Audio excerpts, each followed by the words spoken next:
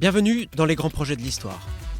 Dans ce podcast, nous comparons les défis des développements de projets, informatiques ou non, aux grands projets historiques, comme la reconstruction de la cathédrale Notre-Dame de Paris, la construction de Venise ou des pyramides. Je suis Benjamin Gros, président de Digi, une entreprise composée d'experts qui accompagnent les projets informatiques les plus ambitieux.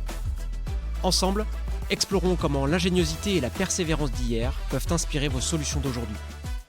Rejoignez-nous pour découvrir comment l'histoire éclaire le développement moderne.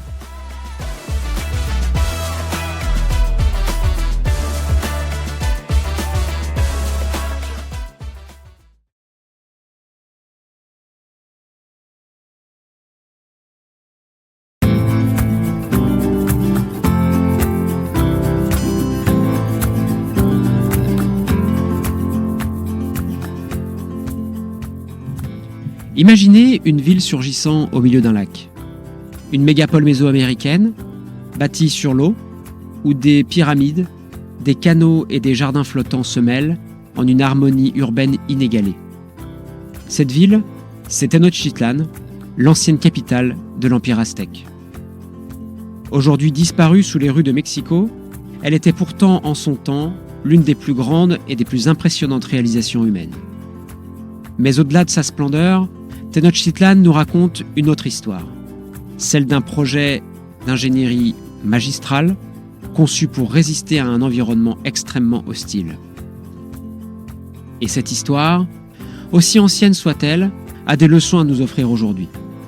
Car dans un monde où les systèmes doivent s'adapter sans cesse à de nouveaux contextes, comprendre comment Tenochtitlan a surgi et prospéré, c'est découvrir les clés pour concevoir des projets résilients face aux aléas de l'environnement.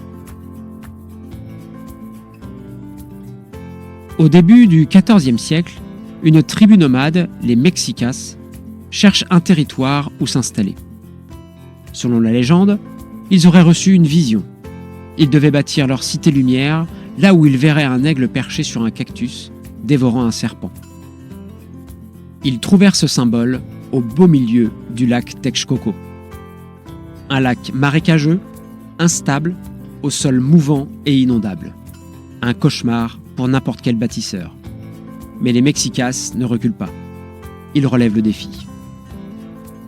Premier enseignement, identifier les défis clés du projet.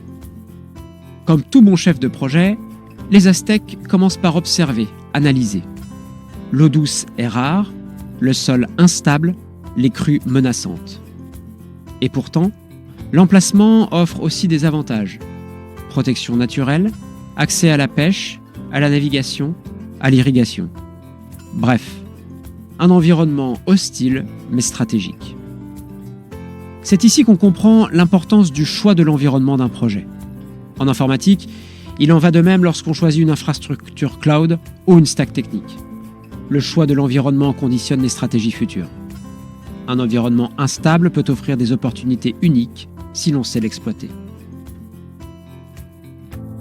Les Aztèques relèvent le défi en créant une ville flottante.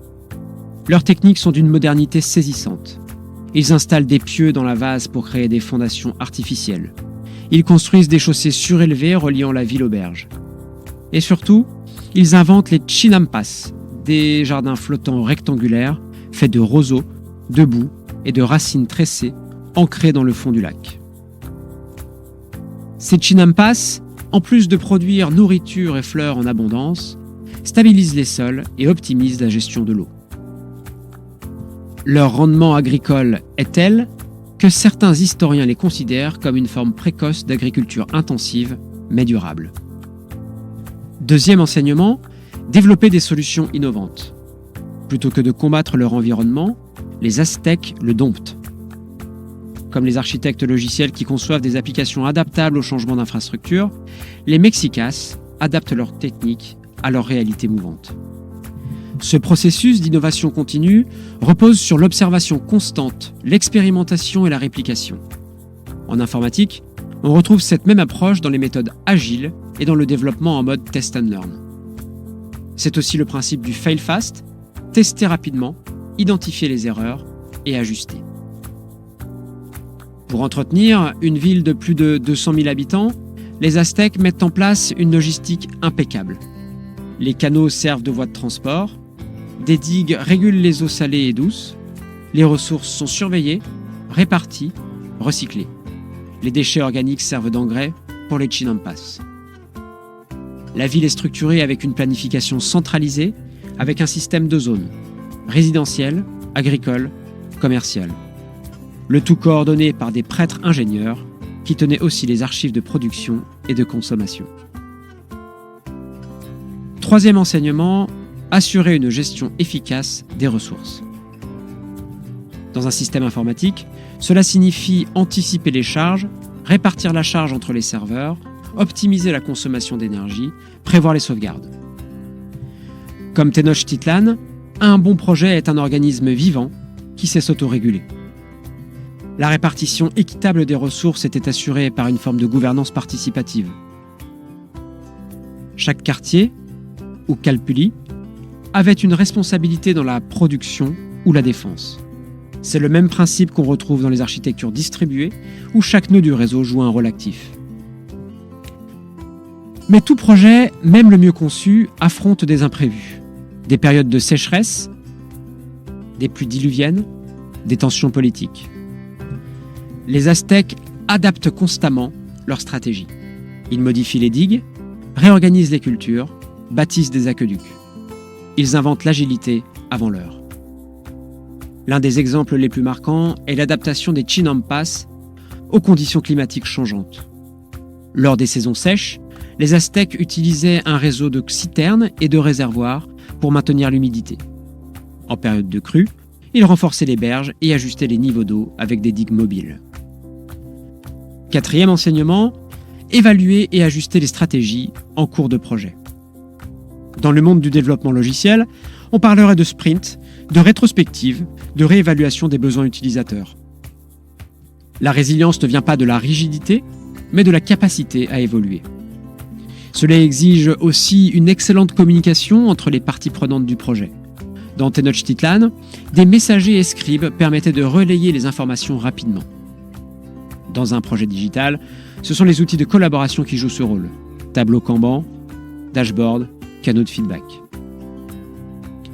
Tenochtitlan fut un chef-d'œuvre de planification, d'adaptation et de vision long terme.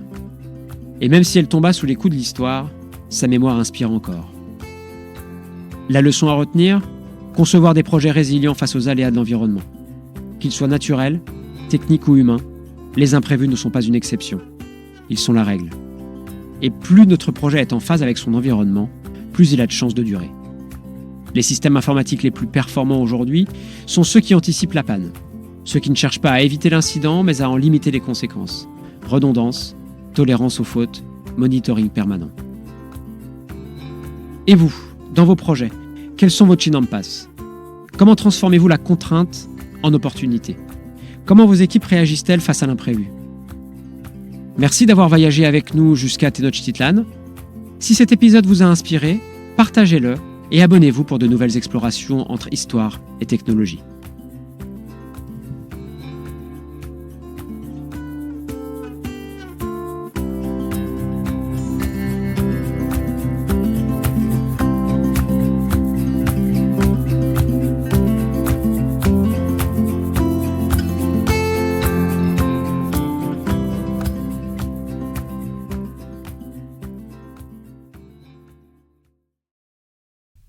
Pour plus d'informations sur les activités de Digi, rendez-vous sur www.digi.fr. www.digi.fr